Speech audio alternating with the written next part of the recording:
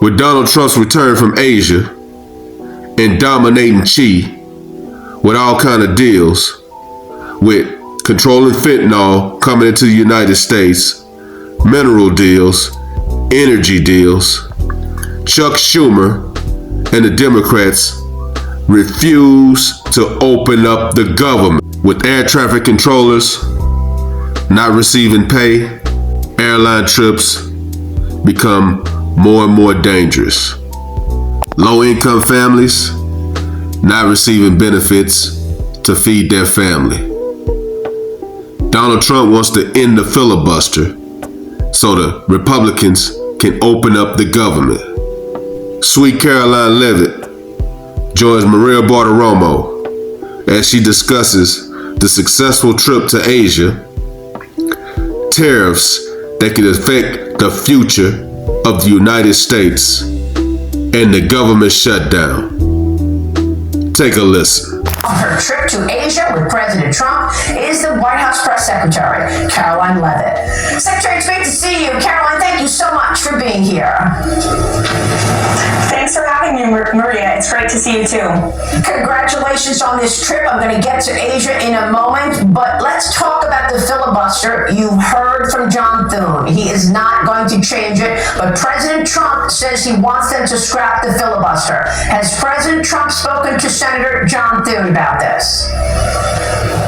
President Trump has spoken to Majority Leader Thune. He's also spoken to our great Speaker of the House, Mike Johnson. And he's spoken to the whole world by putting his position out on Truth Social in a very public and transparent way, as the president always does. And he is 100% right. Let's talk about what we are dealing with here. Radical left Democrats who have shut our government down and held the American people hostage for 32 days in a row. We have air traffic controller shortages all over this country. Half of our nation's major airports are suffering from severe delays as we head into the busiest travel months of the season. We have 500,000 federal workers who are going unpaid. SNAP benefits have expired only because of President Trump finding a legal maneuver. Are our troops continuing to be getting paid? If it were up to the Democrats, our military and our law enforcement would not be receiving their paychecks like the rest of the federal government workforce.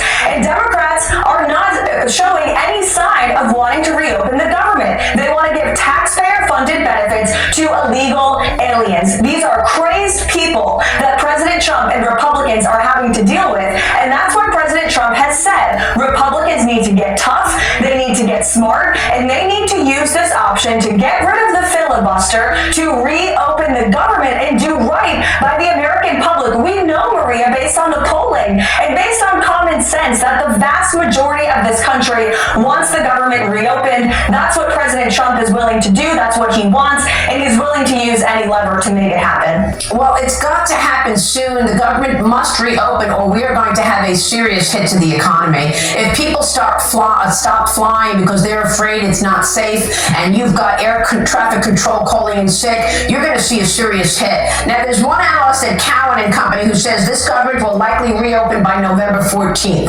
and that there will be a one-year clean Affordable Care Act subsidy extension and a super committee potential as an off-ramp. Are you hearing of any off-ramp to get this government open this upcoming week?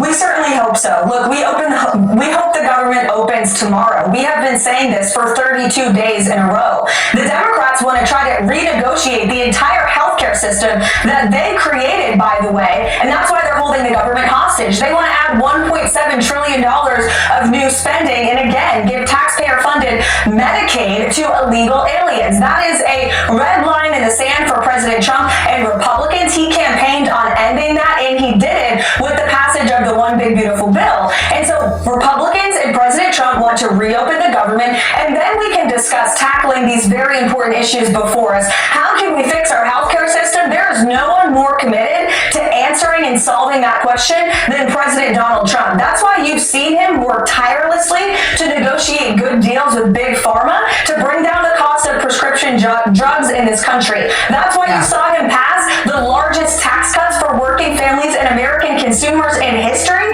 to put more money back into their pockets. He is committed to delivering on these issues, but not while we are holding the entire federal government and our country country hostage. Caroline, real quick, is the president not concerned that if you scrap the filibuster, it will be used against the Republicans in the future, where the Democrats will pass legislation without any input from Republicans?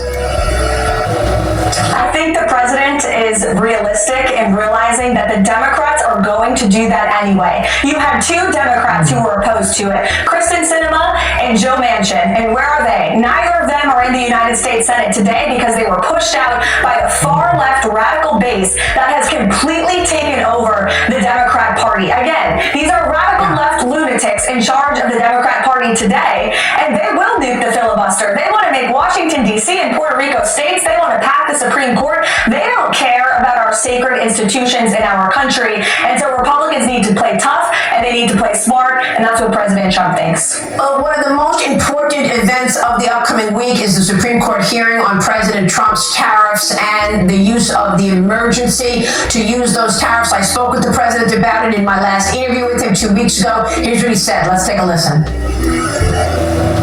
I don't want to even think about it. We're doing so well to think about it. You know, if that happened, we'd have to pay back money. So if anything would happen with that, that would mean they're allowed to use tariffs and we're not. If they took away, this is national security, if they took away tariffs, then they've taken away our national security. Caroline, what is the backup plan if the Supreme Court goes against you?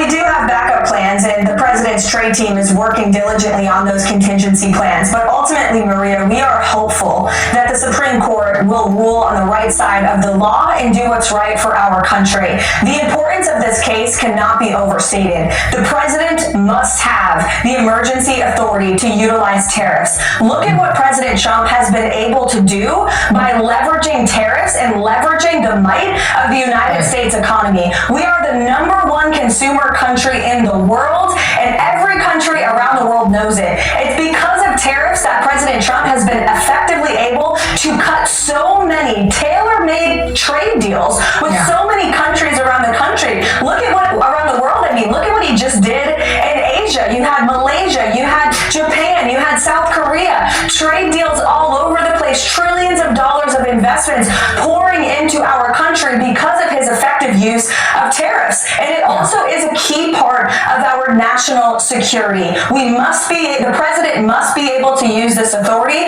and we're hopeful that the Supreme Court will hear this argument, will look at the law honestly as they have in so many cases in the past, and they will rule on the right side of the law and on the right side of the president, not just for President Trump, but for future presidents and administrations to come as well. Most people have realized the effect of President Trump's policies have made people feel much better across the country. And of course, that love fest that he just came off of in the Asia trip, it almost feels like the Democrats don't want him to do so well. They are not so happy that things are going well.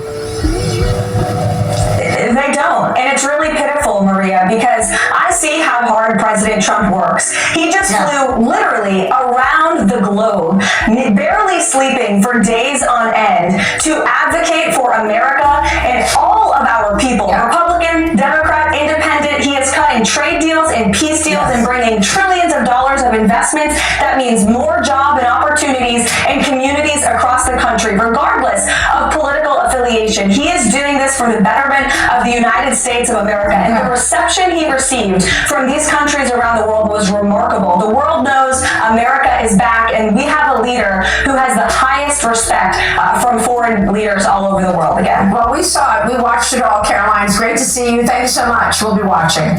White House Press Secretary. Thanks, Caroline. Donald Trump wants to end the filibuster. Why? Because he knows the Democrats are holding American people hostage. Why? Because their hate for him. So by ending the filibuster, what happens is if the Democrats ever take control of the House and the Senate, then they can set policies and be unregulated. But Donald Trump is like, I don't care, because the government has to be open, because the American people are suffering. Maria also mentioned that all the trade deals that Donald Trump successfully negotiated with Asia, that the Democrats are unhappy with his success. I hope that's not the case, because like I say, if you rooting for America to fail, that's the ultimate traitor. Let me know what you guys think. Drop a comment. Like, comment, subscribe. Follow God, not culture.